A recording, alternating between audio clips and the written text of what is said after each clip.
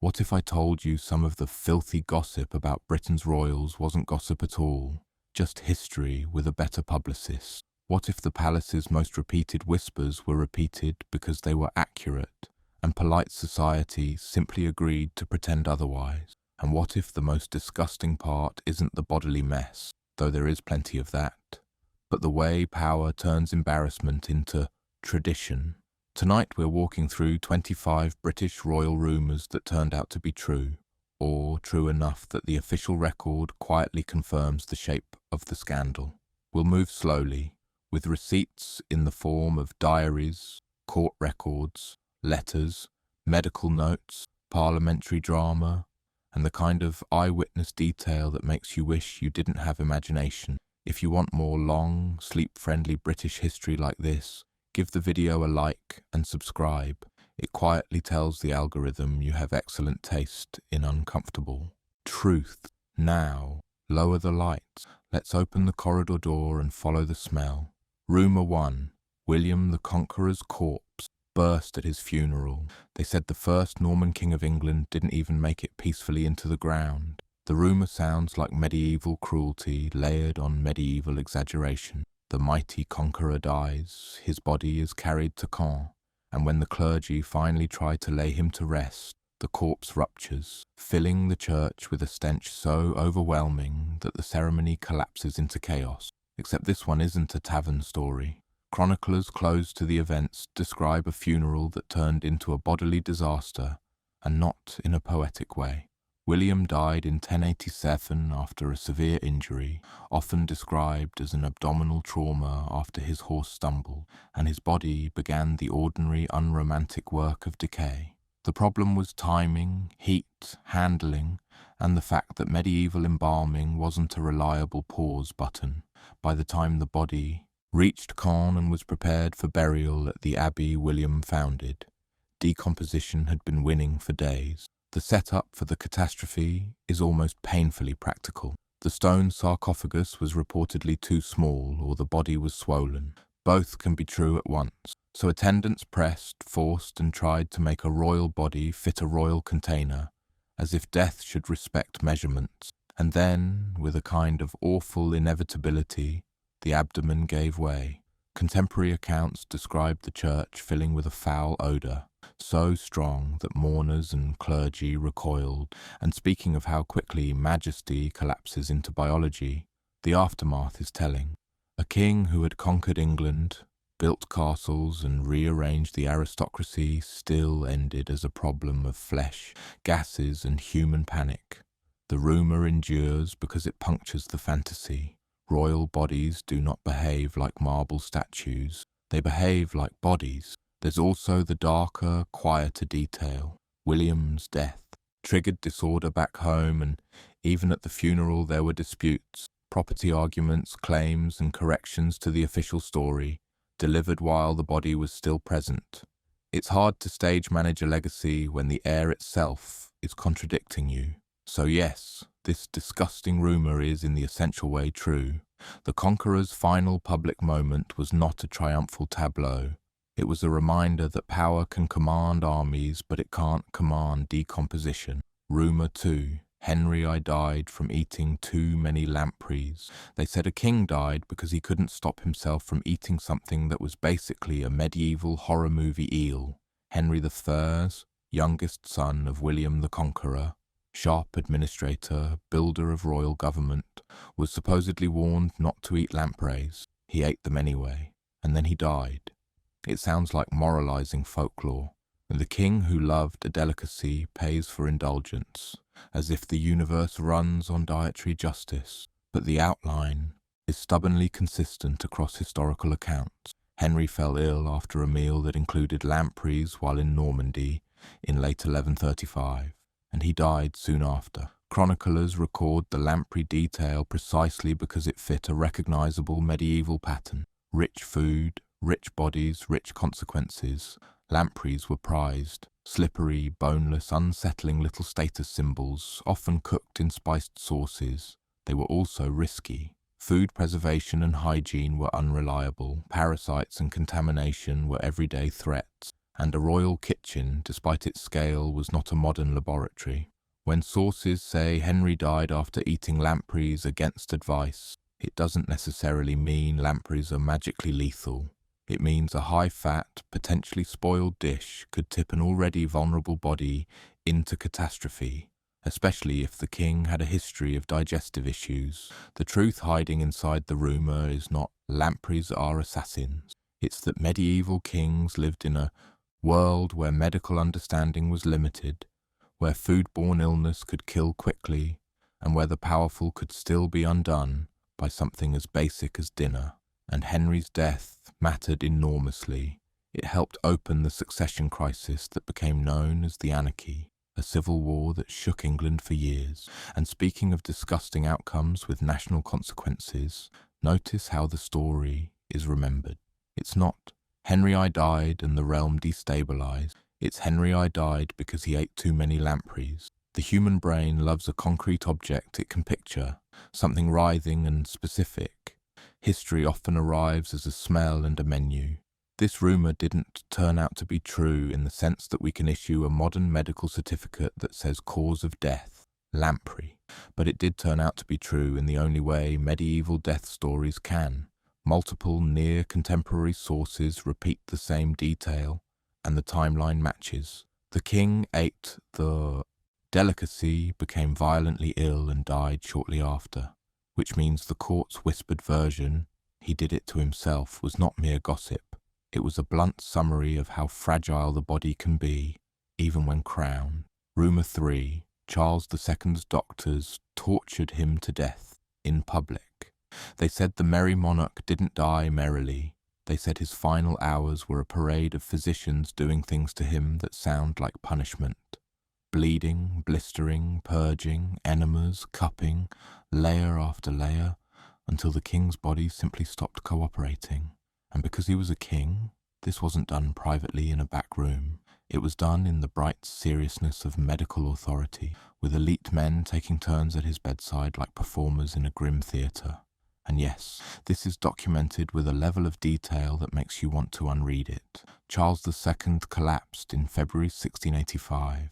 What followed was a standard best practice of the day. Try everything. Remove bad. Humours. Stimulate the body. Force balance back into a system that was failing. Royal physicians kept records. Observers noted procedures. The treatments included repeated bloodletting, large amounts over a short time, alongside purges and irritants intended to provoke the body into reacting.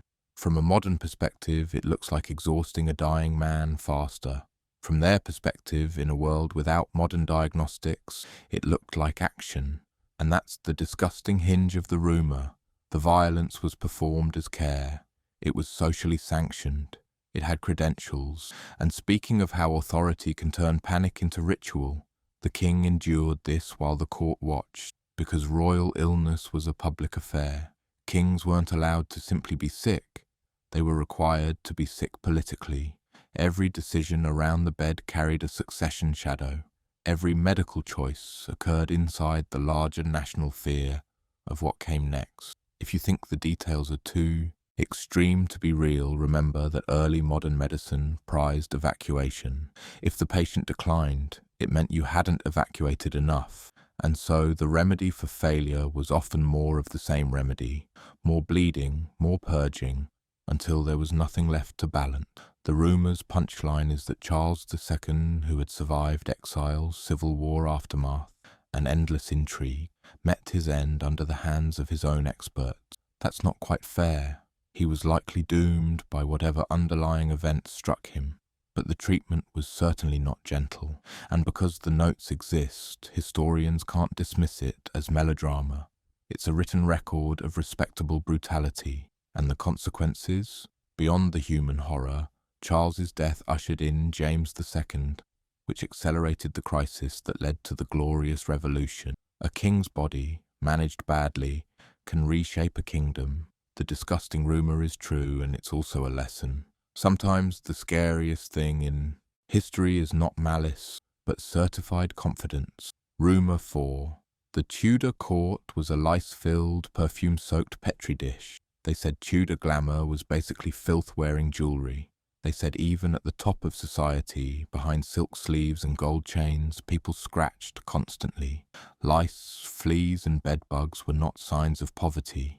They were signs of being alive in a world without effective pest control, in crowded buildings warmed by bodies and fires, with layers of fabric rarely washed the way we think of washing. This rumour is, in the broad and nasty sense, absolutely true.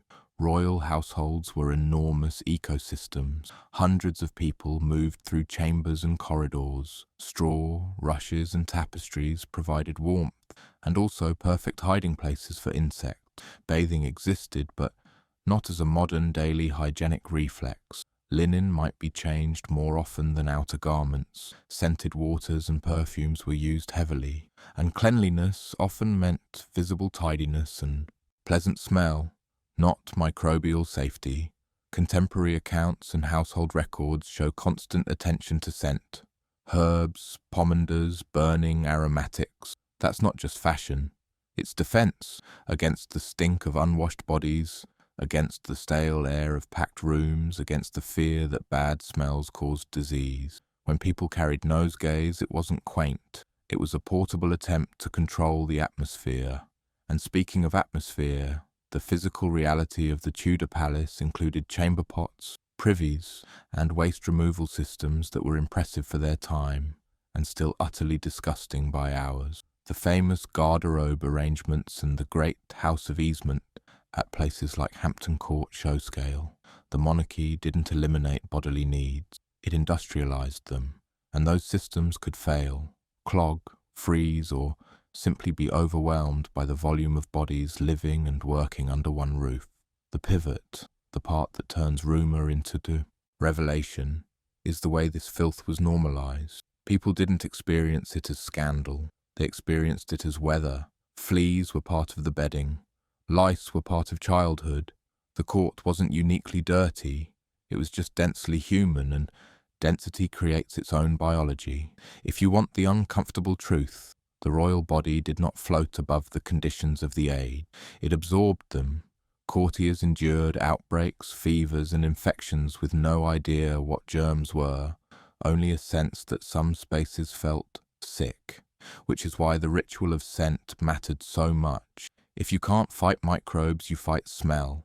So yes, the rumour is correct. The Tudor court, despite its music, masks and magnificence, was also an itchy, fragrant, crowded experiment in human proximity. The jewels were real, so were the parasites, and both travelled together, clinging to velvet. Rumour 5. Henry VIII's leg ulcer smelled so bad, people stepped back. They said Henry VIII didn't just become frightening in temperament, he became frightening in scent. They said he carried a chronic leg wound, an ulcer that refused to heal, oozing, infected and so foul that courtiers learned to stand at a careful angle, smiling through perfumed misery. This isn't just cruelty to a dead king. The existence of Henry's chronic leg problems is well attested, and the broader picture is clear. A large man, increasingly immobile, suffering recurrent wounds and infections in an era without antibiotics is a recipe for persistent offensive smells. Chronic ulcers can produce exactly the kind of odour people describe, with that particular mix of disgust and fear. The setup is Henry's physical transformation. Early in life he was athletic, hunting, jousting, dancing. Then injuries accumulated. The famous jousting accident in 1536, where he was unhorsed, likely worsened existing issues and reduced his mobility. Reduced mobility leads to weight gain. Weight gain puts pressure on circulation. Poor circulation makes wounds harder to heal. Add the medical practices of the time, ointments, poultices, occasional lancing, and the inability to truly sterilize, and you get the long, ugly plateau of chronic infection. And speaking of long, ugly plateaus, this bodily decay mirrors Henry's political one. As the ulcer worsened, so did the court's anxiety. A king's health was national security. If he smelled of sickness, he also smelled of succession panic. Contemporary descriptions don't always say the king stank in modern language. Courtiers rarely wrote that bluntly about a reigning monarch, but they do record his sores, his pain, his declining movement, and the constant management of his body. Later accounts and foreign observers were sometimes less polite, and the general consensus among historians is that Henry's late-life wounds were severe, recurrent, and difficult to treat. The rumour turned out to be true because the medical reality behind it is undeniable. An infected ulcer in that era was not a minor inconvenience. It was an ongoing physical event. It could leak, it could rot, it could smell, and it could shape how people behaved around him, because power doesn't stop people from having noses. What's most disgusting is the social arrangement around it. The court had to pretend the royal body was still ideal. Servants dealt with dressings and linens. Physicians offered treatments that could not solve the underlying problems. Courtiers maintained closeness as a political necessity, even if closeness meant breathing in decay. So yes, the rumour is cruel, but it is grounded. The king's body became a kind of living warning, and the palace learned the oldest lesson in governance. Sometimes history is driven by ideology, and sometimes it's driven by infection. Rumour 6, Elizabeth. As teeth were black, rotten, and a public problem. They said the Virgin Queen, painted face, jewelled gowns, controlled image, had a mouth that betrayed her. They said her teeth darkened, decayed, and fell out. They said her breath was so unpleasant that courtiers noticed, foreign visitors commented, and the Queen's carefully staged presence had to work around a very human, very smelly weakness. And yes, sugar, status, and time did their work, and the evidence is strong that Elizabeth's dental health was poor. The setup is simple and oddly modern. High sugar consumption among elites, plus limited dental care, equals disaster. In Elizabeth's era, sugar was expensive, an upper-class indulgence that doubled as a status signal. Sweetmeats, candied fruits, and sugar sculptures were part of elite display. The Queen participated in that world, and the result, as with many wealthy households of the time, was accelerated tooth decay. Contemporary accounts mention her blackened teeth and dental pain. There are reports that she resisted extractions, which makes sense. Tooth pulling was brutal, risky, and traumatic without modern anesthesia. In an age where infection could kill, a bad extraction was not merely uncomfortable, it was dangerous, so she endured. And endurance in this case meant a worsening mouth. And speaking of the theatre of endurance, Elizabeth's entire reign involved converting vulnerabilities into symbols. Her cosmetics, heavy white lead-based makeup used to mask scars and age, are well known. Dental problems fit that same logic. You manage, you conceal, you stage. You do not let the court see you as fragile. But the rumour persists because it collided with diplomacy. Foreign envoys watched everything. They described her voice, her gestures, her appearance. When they note her teeth, it's because it was visible, and it mattered. Monarchs were judged as embodiments of national strength. A decaying mouth was not just gross, it was politically inconvenient. Here's the pivot. Elizabeth's image is often remembered as immaculate. The truth is that her immaculateness was labour. It required paint, wigs, controlled lighting, and selective presentation. If she had dental issues, and the record suggests she did, then the famous iconography becomes even more impressive and more unsettling. It's propaganda built over pain. And the disgusting part is not simply rotting teeth. It's the reminder that royalty does not erase bodily limits. It only demands that limits be hidden. Elizabeth could command parliaments, armies, and bishops. She could not command enamel. So, yes, the rumour that her teeth were in bad shape, possibly blackened and significant enough to be noticed, this turns out to be true in the broad and document-supported sense. The Virgin Queen's legend was luminous, her mouth less so. Rumour 7, George I locked his wife away for decades. They said the first Hanoverian king of Great Britain didn't just have marital trouble.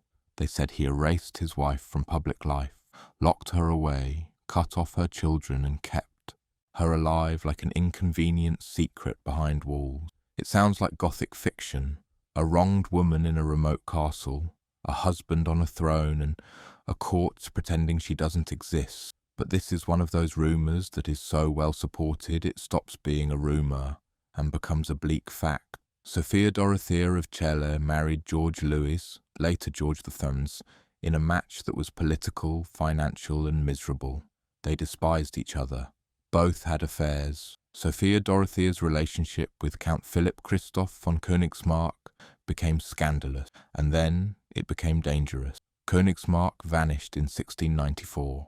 The circumstances of his disappearance have been argued over, but many historians accept that he was likely killed, and the disappearance was treated as a matter to be sealed. Sophia Dorothea was divorced, not a gentle social separation, but a legal and social annihilation. She was confined at Alden House in Hanover and remained there for the rest of her life. Decades. She was separated from her children, including the future George II. Her name was effectively erased from the public narrative. When George became King of Great Britain in 1714, his wife did not appear because she was still confined in Hanover. And speaking of how monarchy turns personal cruelty into administrative tidiness, the court simply adapted. A king without a queen consort is awkward, but not impossible. You fill the space with mistresses, with protocol, with the careful insistence that the absent person is irrelevant. The machinery of state rolls on.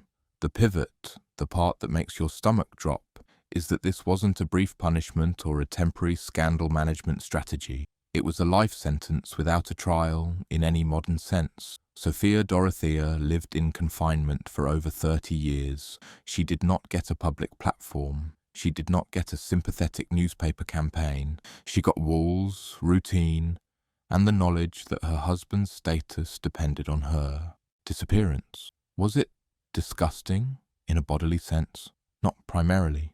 It was disgusting in the way power can trap a person and then call it order. And it's particularly cold because the monarchy sold itself as a family institution, a moral symbol. Meanwhile, behind the symbol, it ran like a dynasty. Protect the line, control the narrative, silence the complication. The rumour turned out to be true because the confinement is documented. The divorce is documented.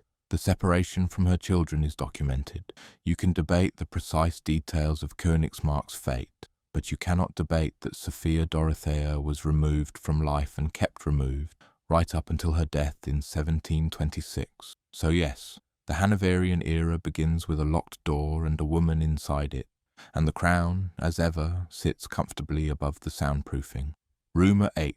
George III married Maria Fitzherbert in secret, and it was a constitutional mess. They said the prince who would become George IV had a secret wife, a Catholic widow, married in a ceremony that polite society insisted didn't count, because if it counted, the monarchy would have had a genuine crisis. They said it was romantic, reckless, and legally poisonous, and that the court's solution was not honesty, but a kind of official pretending.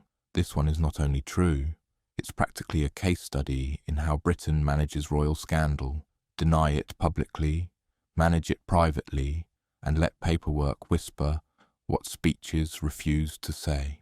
In 1785, George, Prince of Wales, already infamous for debts, indulgence and defiance, went through a marriage ceremony with Maria Fitzherbert. She was Catholic, which mattered intensely under the rules of succession and the political fear of Catholic influence. The Royal Marriages Act 1772 required royal descendants to obtain the monarch's consent to marry. He didn't.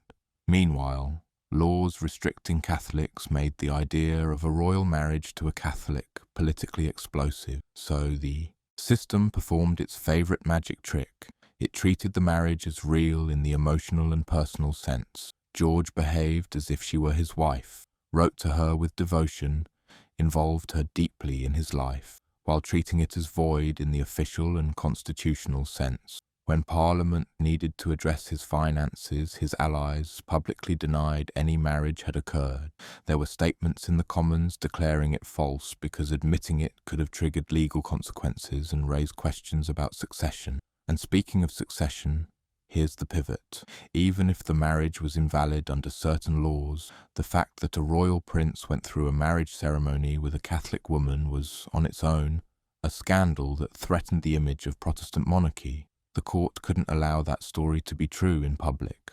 So it became a rumour, a very persistent one, a rumour with witnesses. Over time, evidence accumulated, letters, accounts, and later confirmations that the ceremony did happen. Maria Fitzherbert herself kept careful records. Those around the prince knew. The relationship was not a brief flirtation. It was a long attachment, with reconciliation, separation, and recurring influence. The disgusting element here isn't blood or disease. It's the way truth becomes negotiable when it inconveniences power. George could be privately married and publicly unmarried at the same time, because the monarchy's public self is not the same thing as its private reality. The public self is a constitutional instrument. The private self is a person doing whatever he can get away with. And what did he get away with? Quite a lot. Eventually, he made an official marriage to Caroline of Brunswick in 1795, largely for financial reasons, creating a famously toxic union that spilled into public scandal later. Maria Fitzherbert remained the not wife who had been a wife. So yes, the rumour turned out to be true. A prince married a Catholic woman in secret. The political class denied it in Parliament.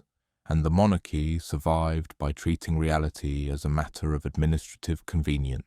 Rumour 9. A royal wedding turned into a public war of hate and filth. They said the prince's marriage wasn't a love story. They said it was a public disaster from the first handshake. They said the bride and groom despised each other so thoroughly that the country could almost hear it through the walls. And they said what followed wasn't just gossip. It was something worse, a national obsession with a royal couple's bedroom, hygiene, and bodily functions.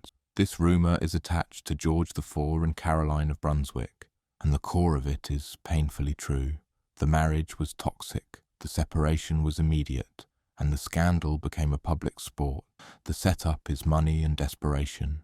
George needed Parliament to help with his debts, and an appropriate marriage was part of the bargain. Caroline, a German princess, was brought in as the politically acceptable bride. Protestant, suitable and, in theory, manageable. But from early on, contemporary accounts describe mutual disgust and contempt. The details get weaponized in retelling, but the general breakdown is well supported. They quarrelled, he complained, she retaliated, and the marriage soured almost instantly. The pivot is how quickly the private became public. Caroline's behaviour, friendships and household became subjects of investigation. Rumours of adultery swirled. Commissions were formed to inquire into her conduct. The very fact that a royal household could be formally investigated for sexual misconduct tells you this isn't mere tabloid fantasy, it's institutional scandal. When George became king, Caroline returned to claim her rights as queen. What followed was the famous attempt to divorce her through legislation, an enormous public spectacle. Newspapers, pamphlets, and public opinion turned the royal marriage into a national drama. Crowds treated Caroline as a wronged woman and George as a bloated villain, partly because of genuine sympathy, partly because people enjoyed seeing the powerful humiliated. And yes, the filth element is real. Pamphleteers and commentators didn't stick to dignified critique. They went for body shaming, sexual insinuation, and grotesque descriptions. The monarchy was forced to watch itself be mocked in the language of the street. The consequences were political. The government had to consider public unrest. The king's popularity sank. Caroline's death soon after the ordeal only sharpened the bitterness, and the long-term effect was a crack in royal mystique. The public learned it could treat royal private life as public entertainment and political weapon. So the rumour that the wedding became a war and that the war became disgustingly public turns out to be true.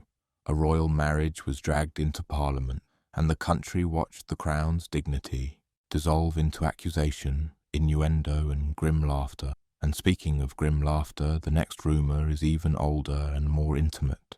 The idea that royal bedrooms sometimes had witnesses, not for voyeurism, but for legal proof. Rumour 10. Consummation proof was sometimes required, and people really did talk about it. They said royal sex wasn't private. They said it could be observed, verified, testified to.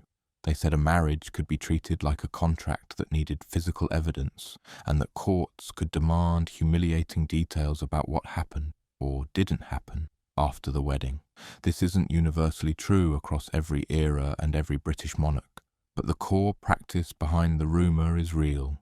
Consummation mattered legally, and it was discussed with shocking openness in elite contexts. In medieval and early modern Europe, annulments often hinged on whether a marriage had been consummated. When a powerful marriage was challenged, witnesses might be called, testimony gathered, and intimate details dissected. In some cases, bedding ceremonies existed as symbolic rituals, with attendants escorting the couple to bed to demonstrate the union's legitimacy. The most exaggerated versions, crowds peering under sheets, tend to belong to sensational retellings, but the underlying truth remains. Consummation was a public concern. The pivot is the way public concern becomes invasive authority. For royals, the body was constitutional. If a marriage produced no heir, people demanded explanation, and explanations meant interrogating intimacy. Impotence accusations, claims of non-consummation, and debates over a spouse's physical state appear again and again in noble and royal disputes. The evidence shows up in legal records, ecclesiastical proceedings, and diplomatic correspondence. Observers noted whether a marriage seemed complete, whether spouses lived together, whether pregnancies followed. When pregnancies didn't appear, people assumed something was wrong and hunted for the reason in the bedroom. The consequences weren't just embarrassment. They could reshape alliances and dynasties. Marriages could be declared invalid. New marriages could be arranged. Children could be branded illegitimate. Rumour became law. So yes, the idea that royal sex was discussed and sometimes proved in humiliating ways is grounded in historical practice. It's disgusting not because people were naturally curious, but because institutions felt entitled to demand proof from living bodies. And speaking of institutions demanding proof, let's move into a rumour that seems like Gothic melodrama until you remember the Hanoverians again, the vanished lover and the locked-away wife. Rumour 11. A royal lover really did vanish under suspicious circumstances. They said Count Königsmarck didn't just run away. They said he was killed because he knew too much and loved the wrong woman. They said the palace arranged it and then brushed the mess under the rug like dust. This attaches to the scandal of Sophia Dorothea and her alleged lover, Philipp Christoph von Königsmarck. And while historians debate the specifics, the essential truth is chilling. He disappeared abruptly in 1694, and the disappearance was never resolved publicly in a satisfying way. The setup is court intrigue at full speed. Sophia Dorothea's marriage to George Louis was hostile. Her relationship with Königsmarck, whether romantic, political, or both, was dangerous because it threatened dynastic stability. If she escaped, if she remarried, if she publicly shamed the Hanoverian line, the political cost could be immense. Then Königsmarck was summoned to a rendezvous. He went. He was never seen again. Rumours spread immediately. People suspected assassination. Some later accounts suggest he was murdered, and his body disposed of in a way designed to leave no relic, no grave, no martyr site, just absence. The pivot is the way silence functions as power. The Hanoverian court did not loudly pursue justice. The story was not treated as an open mystery needing resolution. It was treated as an inconvenience to be sealed. Sophia Dorothea's confinement followed, completing the narrative of control.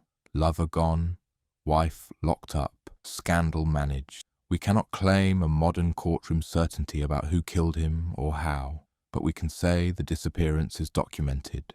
The political context supports foul play as a plausible explanation, and the subsequent confinement of Sophia Dorothea makes the vanished lover rumour feel less like fantasy and more like regime housekeeping. The consequence is a royal family origin story soaked in cold practicality.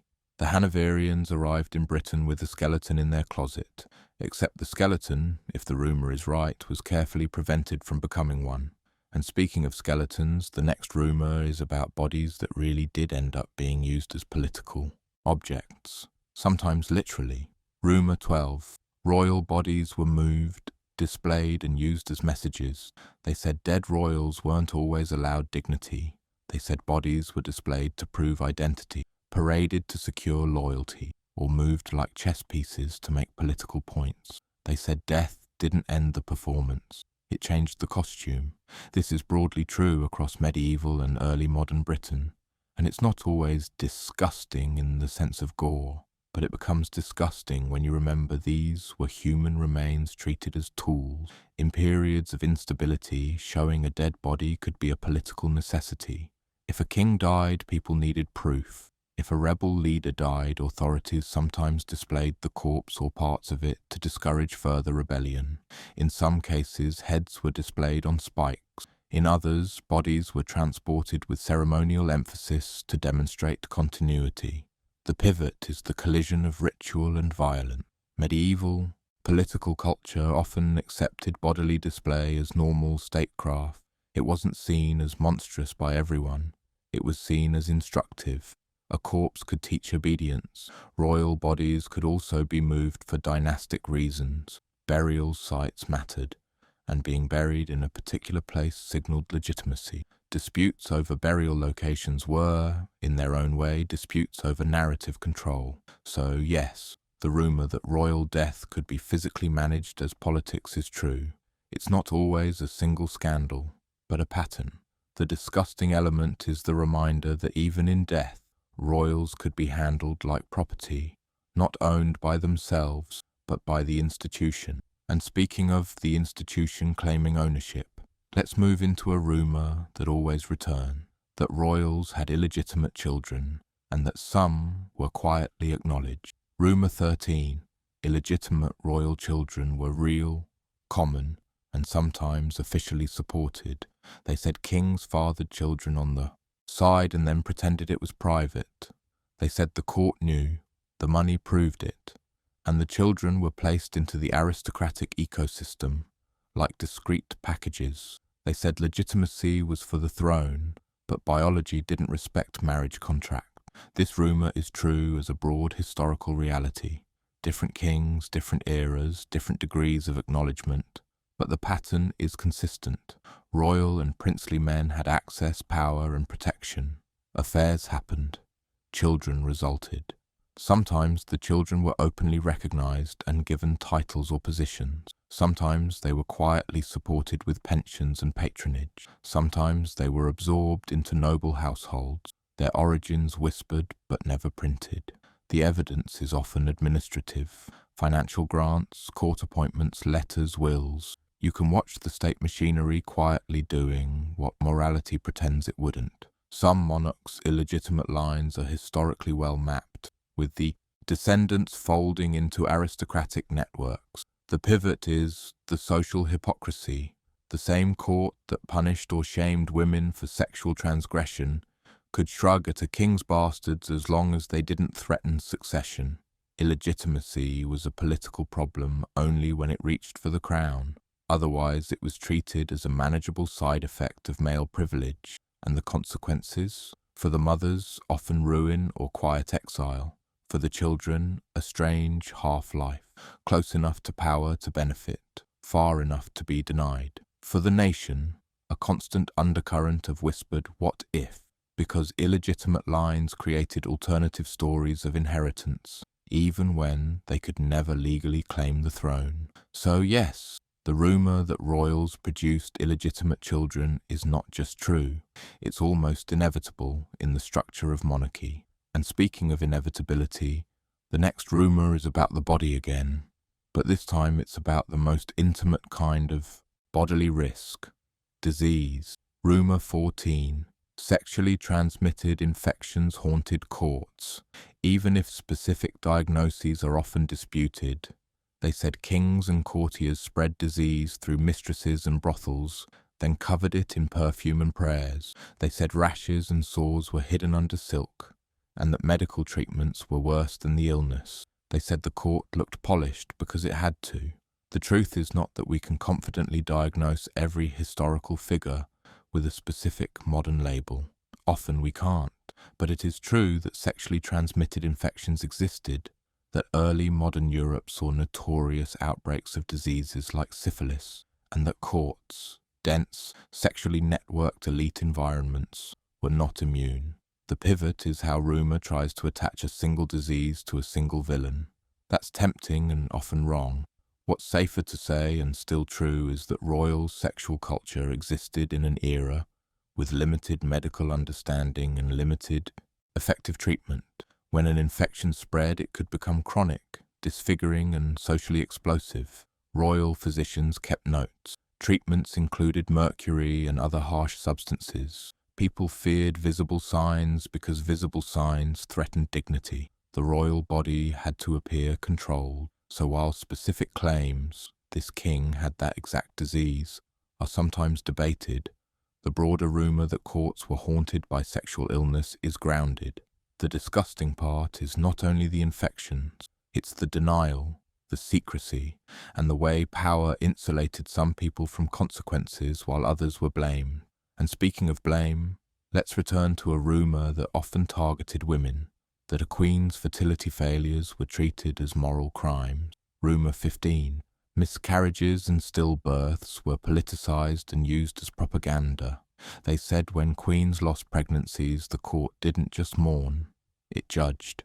They said miscarriage became evidence of sin, and stillbirth became proof of divine anger. They said a woman's grief was turned into a political argument. This is true, and it's one of the most quietly cruel patterns in royal history. In many eras, people interpreted reproductive outcomes as moral signals. A healthy heir suggested divine favour. A string of miscarriages could be framed as punishment. Rumour latched onto these tragedies because they created uncertainty, and uncertainty makes factions restless. The evidence comes from court correspondence, sermons, diplomatic notes, and hostile narratives. When pregnancies failed, observers speculated about causes: adultery, witchcraft, poisoning, God's displeasure. Rarely did they simply accept biology, because biology offers no political advantage. The pivot is the way the Queen's body became a battleground for other people's ambitions. A rival faction could weaponize her losses to argue she was unfit, cursed, or illegitimate. In the Tudor period especially, reproductive failure could become part of the moral case for replacing a wife. The consequences were enormous. Marriages ended, alliances shifted, religious policy changed, and women's reputations were shredded while they were still bleeding. So yes, the rumour that royal miscarriage was treated as propaganda is true. The disgusting part is not the tragedy itself, it's the way the tragedy was used. And speaking of tragedies used, the next rumour is about a king whose mental health became a national crisis and whose suffering became spectacle. Rumour 16.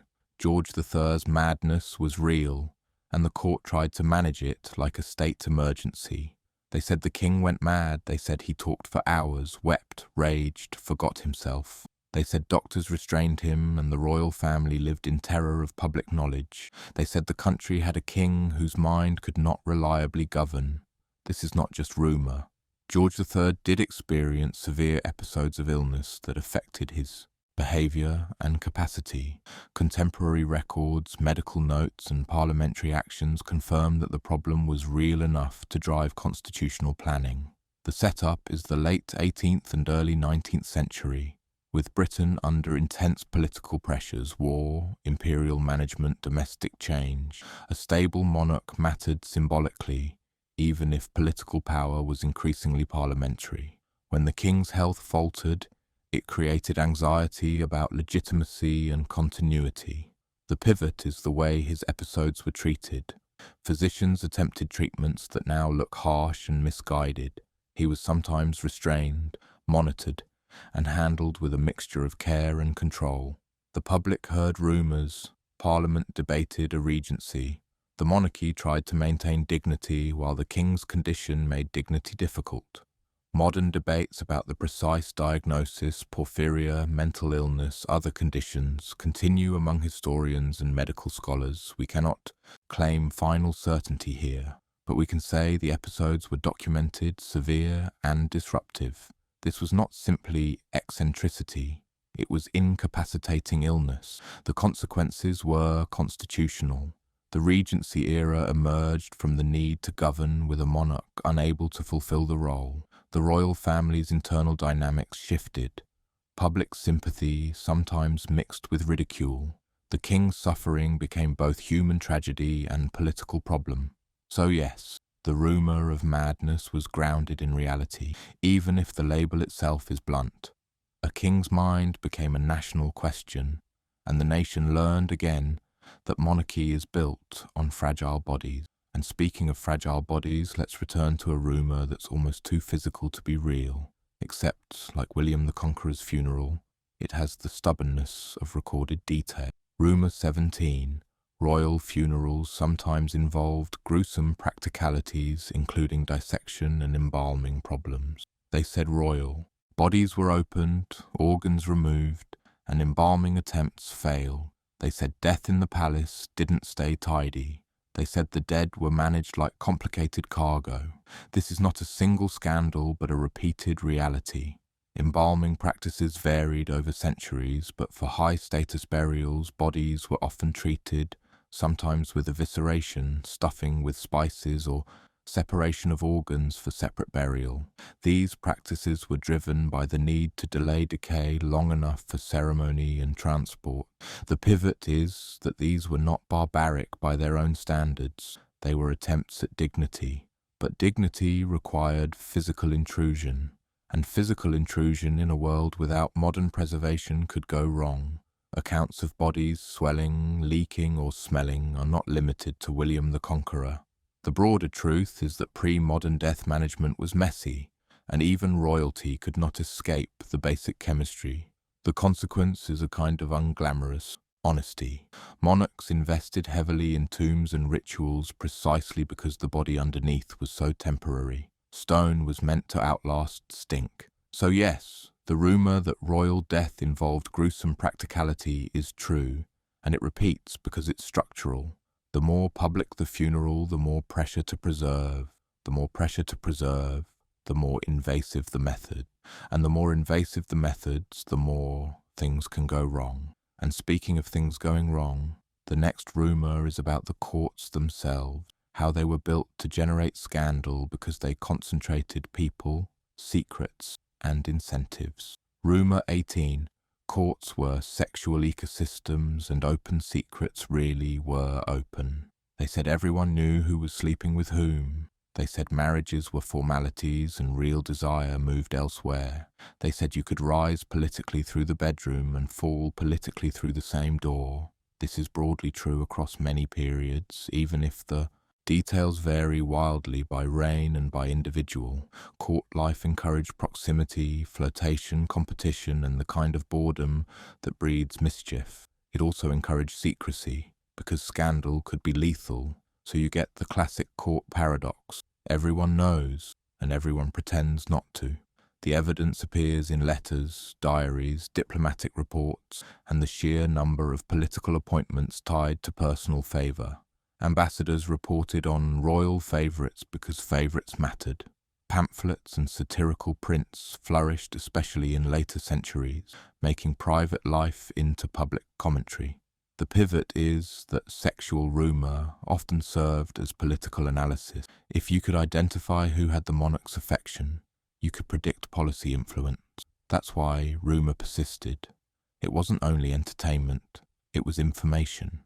The consequence is that monarchy became vulnerable to the same thing that made it human. Desire, attachment, jealousy. The crown could command armies, but it couldn't command hearts to behave responsibly. And speaking of hearts behaving irresponsibly, let's move to a rumour that contains both romance and cruelty. Royal marriages that were effectively prison. Rumour 19. Some royal marriages were functional imprisonment, especially for women. They said queens and princesses lived like jewels in boxes, displayed, guarded and locked away when inconvenient. They said the palace was a cage with gilding. They said the punishment for embarrassing the dynasty could be lifelong isolation. This is true in multiple documented cases, and we've already met one of the clearest, Sophia Dorothea's confinement. But the pattern is older and wider. Royal women could be sent to convents, remote estates, or controlled households. The justification was often morality or stability. The real motive was usually control. A woman's independent behaviour could threaten alliances, legitimacy, or the carefully crafted image of the dynasty. The pivot is how virtue becomes a vocabulary for coercion. A woman could be accused of adultery, disobedience, or scandalous behaviour, and then removed from public life, even when she had done little more than exist inconveniently. The institution could treat her like a loose thread to be cut. The consequence is generational trauma disguised as tradition, children separated from mothers, women living decades under surveillance, men continuing their public careers while the women vanish. So yes, the rumour that royal marriage could become a prison is true. The disgusting part is not just confinement, it's the calm way the institution rationalised it. And speaking of rationalising cruelty, let's go back to medicine, because another rumour is that royal doctors sometimes used treatments that harmed more than helped. Rumour 20. Royal medicine included bleeding, blistering and purging so severe it could kill. They said kings were bled until they fainted. They said blistering plasters were applied to raise painful welts. They said purges and enemas were routine. They said medicine looked like controlled suffering. We've already seen it with Charles II, but the rumour is broader, and it's true. For centuries, elite medicine was shaped by theories of humours and balance. Doing something often meant forcing the body to expel fluids. If illness persisted, it was interpreted as imbalance that required stronger evacuation. Royal physicians were often the most prestigious in the land, which meant their practices were not fringe. They were mainstream. They also recorded their work, which is why the details survive. The pivot is that prestige does not equal effectiveness. Many treatments were, at best, neutral and at worst, actively harmful, especially when applied repeatedly to a weakened patient. Bleeding reduces blood volume. Purging dehydrates. Blistering stresses the body. Combine them, and you may accelerate decline. The consequence is tragic and ironic. Monarchs surrounded by wealth could still die under the weight of expert care, and because the monarch's health was political, the most aggressive treatments often happened when the most people were watching, turning sickness into performance. So yes, the rumour that royal medicine was brutal and sometimes deadly is true. It's disgusting because it shows suffering framed as responsibility. And speaking of responsibility, let's move to a rumour that involves Parliament's role in royal private life. Because once Parliament starts legislating your bedroom, you're no longer fully human. You're an institution. Rumour 21.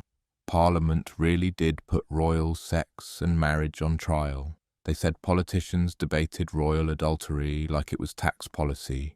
They said the Queen's alleged lovers were discussed in formal proceedings. They said the monarchy's intimate life became parliamentary business. This is true, and the Caroline affair is a prime example. So are various annulment and divorce controversies across centuries. When monarchy is constitutional, private behaviour can become public governance. Parliament's involvement wasn't always moral policing. Sometimes it was succession management. Sometimes it was financial control. Sometimes it was factional warfare dressed up as virtue. The pivot is that the Crown's legitimacy depends on public belief. If belief wavers, institutions move in to stabilise or exploit. When a royal marriage threatens stability, Parliament can become the courtroom where private life is weaponised. The consequence is that royals learn to manage image aggressively, and the public learn to treat royal scandal as a participatory sport. Britain's later royal watching culture didn't appear from nowhere. It grew out of centuries of political theatre where royal intimacy was already public property. So yes, the rumour that Parliament got involved in royal sex and marriage is true. It's not mere prurience, it's governance built on bodies. And speaking of bodies, we can't avoid one of the most notoriously disgusting royal rumours of all, the claim that a king's favourites were more than political. Rumour 22. Same-sex intimacy at court was whispered about, and in some cases the evidence strongly suggests it. They said certain kings loved certain men too much. They said favourites were not just friends. They said the intimacy had a physical dimension, and that the court both knew and used it as ammunition. This is a sensitive area because evidence varies and propaganda distorts, but it's also an area where dismissing everything as slander can become its own form of denial. In medieval and early modern England, accusations of same-sex relations were used as political weapons, especially against unpopular favourites. Edward II is the most famous case, with intense controversy around his relationship with Piers Gaveston and later Hugh Despenser. Contemporary sources show deep favouritism and emotional closeness. Hostile narratives interpret this as sexual. Direct proof in modern terms is hard to obtain, but the pattern of accusation was strong enough to shape political opposition and eventually to contribute to a crisis that ended in deposition. The pivot is the difference between certainty and significance. We may not have a smoking gun document that reads like a confession, but we do have enough evidence of extreme favoritism, scandal, and contemporary accusation to say the rumour wasn't invented from nothing. It was tied to real intimacy and real political resentment. The disgusting part is not the possibility of same-sex love. The disgusting part is how accusations were used. To frame a king as unfit, to demonize favourites, and to justify violence. It shows how quickly private affection becomes public pretext. So yes, in some cases the rumour that a king's male favourites were more than political companions is at least strongly supported by the intensity of contemporary commentary and the political behaviour around it. The truth is complicated, but the rumour's existence was not random. And speaking of rumours used to justify violence, the next one involves perhaps the most infamous rumour-based punishment, branding a queen as sexually criminal. Rumour 23. Queens were accused of adultery and executed, and the accusations were entangled with politics. They said a queen cheated. They said she committed incest. They said she seduced men like it was sport. They said the evidence was there, until you looked closely and realised the evidence was shaped by the needs of power. This points straight to Anne Boleyn, and the broad truth is grim. She was accused of adultery and other crimes, tried and executed in 1536. The accusations were sensational. The timing was politically convenient. The evidence, as historians have long noted, is deeply suspect. The pivot is that true rumour doesn't always mean the accused did it. Sometimes it means the rumour had real institutional consequences. Anne's case shows how sexual rumour could be formalised into treason charges, backed by court proceedings and used to eliminate a politically inconvenient queen. Historical records show the charges, the trials, the executions. Contemporary accounts describe the speed of events. The accusation machine moved quickly, and it moved in a direction that served Henry VIII's needs. Remove Anne, clear the path for a new marriage, and reset the succession narrative. The disgusting part is the mixture of intimacy and state violence. A woman's alleged private acts became justification for public death, and the lesson to everyone watching was clear. The body is not yours if it sits too close to the crown. So yes, the rumour that queens were accused of sexual crimes and executed is not just true. It's foundational to Tudor history. Whether the acts occurred is disputed. The machinery that destroyed her is not. And speaking of machinery, the next rumour is about the way monarchy has always used image to mask human decay, sometimes literally with paint. Rumour 24. Royal beauty was often chemical, toxic, and painful. They said queens painted their faces with poison. They said the white glow of royal portraiture was built on substances that damaged skin and health. They said the beauty was an illusion that hurt the wearer.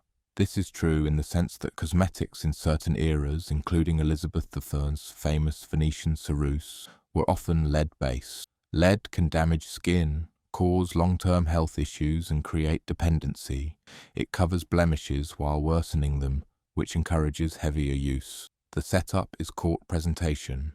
Monarchs were symbols. Symbols must look stable.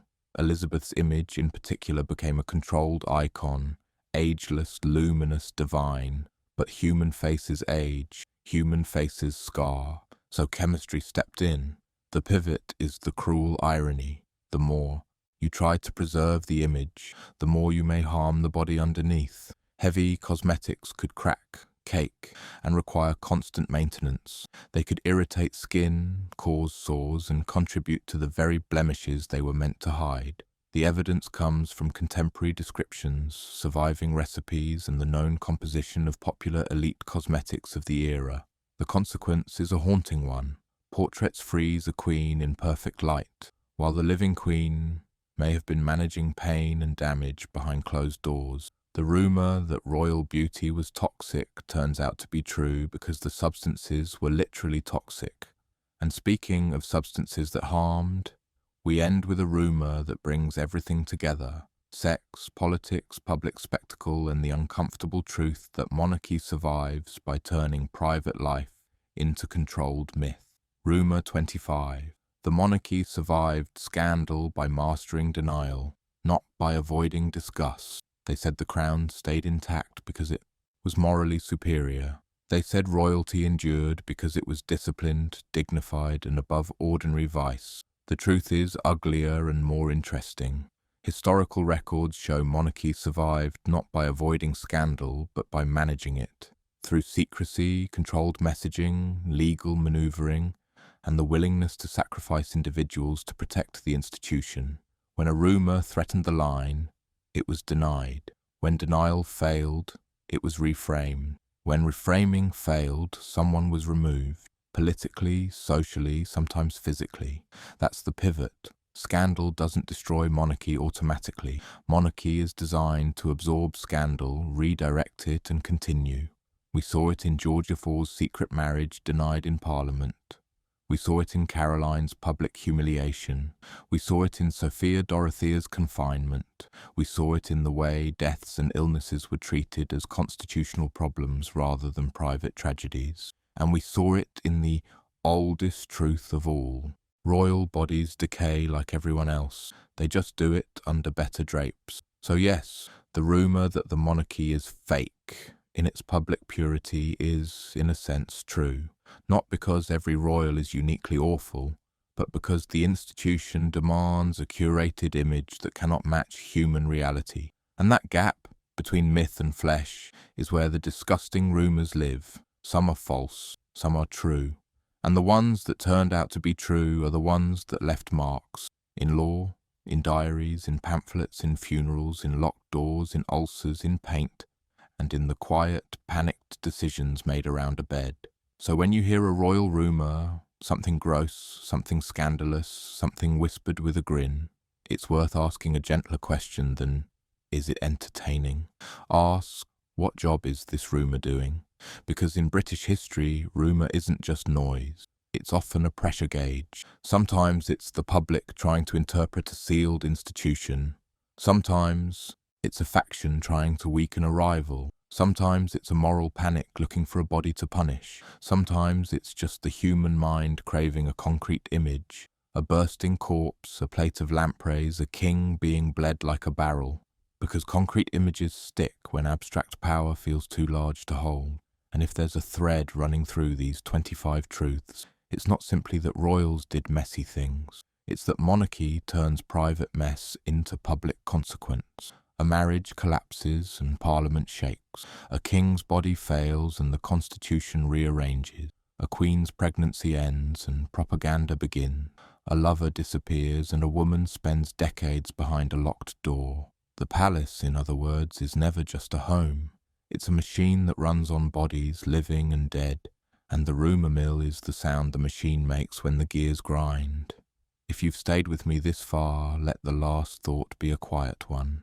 History isn't clean. It never was. But it is knowable, at least in outlines, when you pay attention to what gets repeated, what gets denied, and what leaves paperwork behind. Now let the corridor fade. Let the doors close gently, and let the crown, heavy, human, and always slightly haunted, sit back on its velvet cushion, exactly where rumour says it belongs.